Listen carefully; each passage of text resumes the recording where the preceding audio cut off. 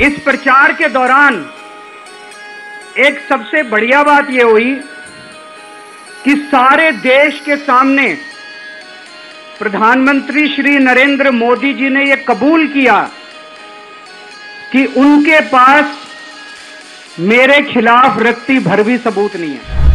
चलो मान लिया मैं अनुभवी चोर हूं, तुम्हारे पास सबूत तो नहीं है। भगत सिंह के चेले हैं।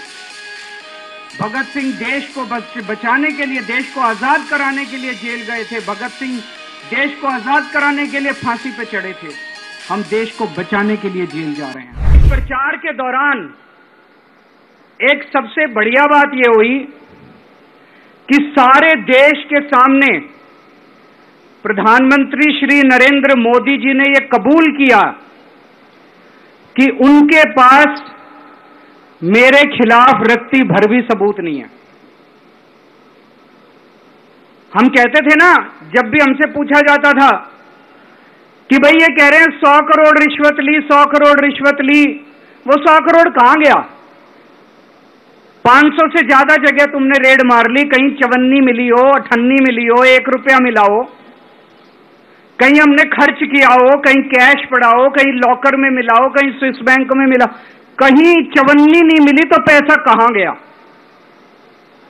तो एक टीवी चैनल के इंटरव्यू में उस टीवी वाले ने मोदी जी से पूछा कि प्रधानमंत्री जी, ये केजरीवाल चारों तरफ कहता घूम रहा है कि आपके पास उसके खिलाफ कोई सबूत नहीं है, आपके पास उसके खिलाफ कोई रिकवरी नहीं है, फिर आपने उसको गिरफ्तार कैसे कर रखा है?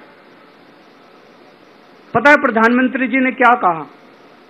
प्रधानमंत्री जी कहते हैं, मैं मानता हूं कि केजरीवाल के खिलाफ कोई सबूत नहीं है,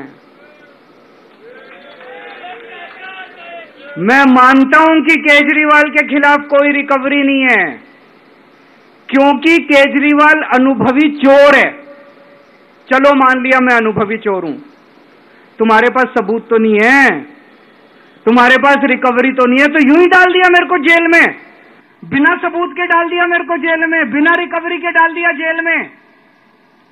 देश के इतिहास में 75 साल में सबसे ज्यादा बहुमत से आई हुई सरकार है।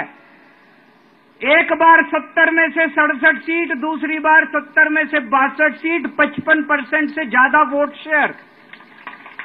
इतने भारी बहुमत वाली सरकार के मुख्यमंत्री को आपने बिना सबूत के जेल में डाल दिया।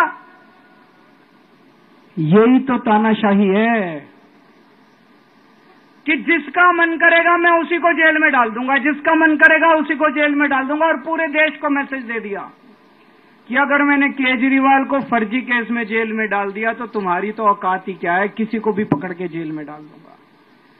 इसी तानाशाही के खिलाफ लड़ रहा हूं मैं,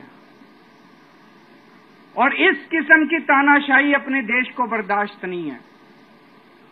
भगत सिंह ने कहा था ना कि जब सत्ता तानाशाही हो जाए तो जेल जिम्मेदारी बन जाती है, सबकी जिम्मेदारी है जेल में जाना, इसके खिलाफ आवाज उठाना। भगत सिंह के चेले हैं।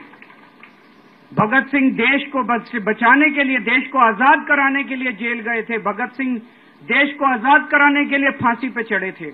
हम देश को बचाने के लिए जेल जा रहे हैं। इस बार जब जा रहा हूं, मुझे नहीं पता अब मैं कब वापस आऊंगा, मुझे नहीं पता ये क्या करेंगे मेरे साथ जेल में, लेकिन मुझे कोई परवाह नहीं है, जो मर्जी करें। अगर भगत सिंह फांसी पे चढ़ गए, मैं भी फांसी पे चढ़ने के लिए तैयार हूं। मेरे शरीर का एक एक कतरा इस देश के लिए, मेरे शरीर के खून की एक एक बूंद इस देश के लिए, मेरे जीवन का एक एक पल देश के लिए।